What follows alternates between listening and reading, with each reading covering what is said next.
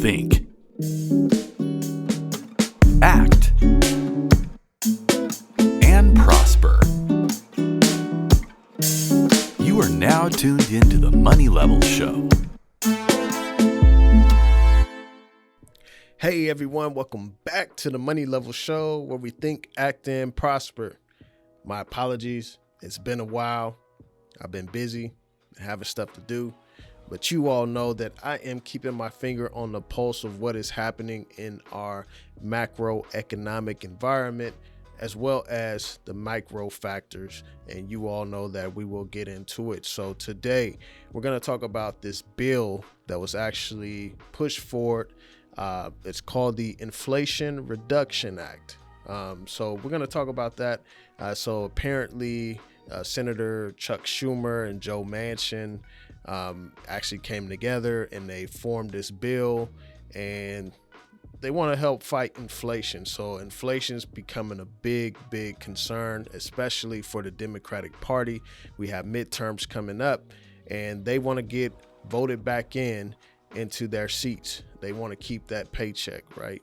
And so, Republicans are heating up on them as well. So Joe Manchin is actually I believe he's one of the Democrats that have been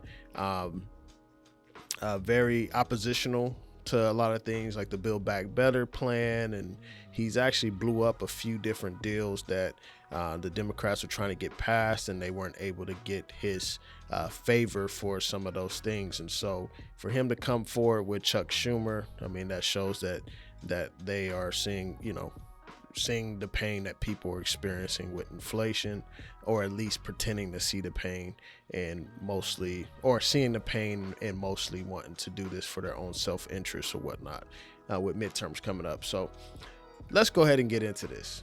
All right. So looking at this, Yahoo Finance Inflation Reduction Act. What's in a bill aimed at lowering costs for Americans? It's a deal set to raise over $800 billion in the coming decade for everything from fighting climate change to extending Obamacare.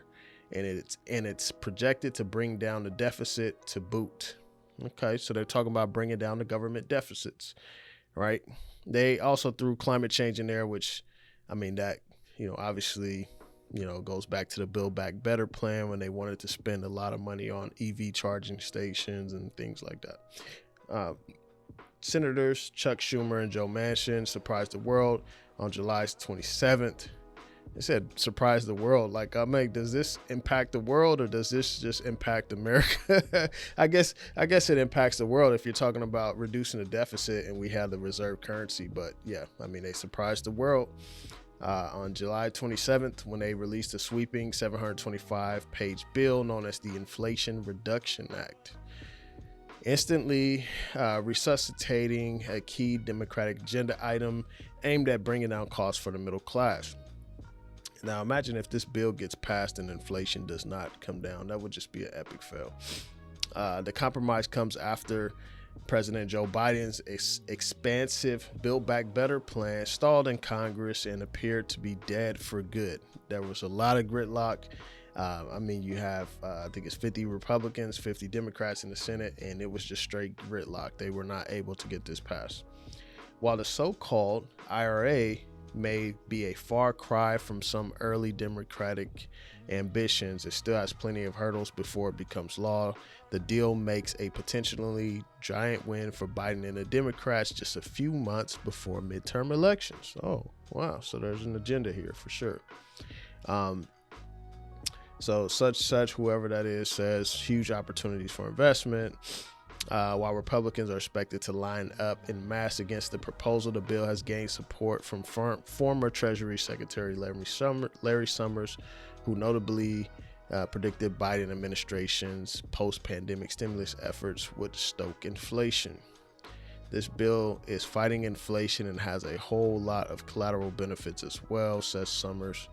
I guess this bill does introduce some degree of responsibility. If it says, reducing the deficit, then it also says raising the money. So it's not saying that, the Fed just go print money and buy our bonds so that we can finance, our deficit spending. It's saying let's go raise the money and let's address the deficits along with these other things, right? What's in the Democrats' reconciliation deal? Here's how more than $800 billion is being raised and spent to deal with inflation. They're saying that the money is raised from savings from the drug rebate rule. So I imagine that they're probably trying to introduce some regulation on pharmaceuticals, and where that income will go to the government instead, or something like that. Savings from an inflation cap on drug prices. So they're saying that they're going to put a cap on drug prices where they can't rise anymore, and the rest of that money is probably going to go to the government, I assume. Savings from allowing Medicare to negotiate drug prices. Okay. Increased tax collections from the IRS. This is projected. Obviously, with tax receipts down because of the equity markets being hit. I mean, IRA distributions, capital gains tax. I mean, we'll see. And a new 15% minimum tax for corporations. It says how it's spent. It says new clean manufacturing tax credits, clean electricity grants and loans, new clean energy technology accelerator, funds for clean agriculture funds, and other energy climate provisions. Then for healthcare, they're saying insurance costs, deficit reduction. They're saying they're trying to reduce the deficit by $305 billion. I think the deficit's at $3 trillion a year. It may have been lowered this year or something, but they're trying to reduce that by $305 billion by taxing these other pieces of financial activity, and outlay for increased IRS enforcement. So they're going to increase the IRS enforcement of people paying taxes. I mean, especially, there's this big Democratic move on tax the rich, all of that. So, and then they're raising corporate taxes. So they're probably, looking at putting more funding towards, okay, let's enforce more taxation to bring more income in. Now, one of the big things that I see is a huge problem with this, and I may be missing some of this stuff.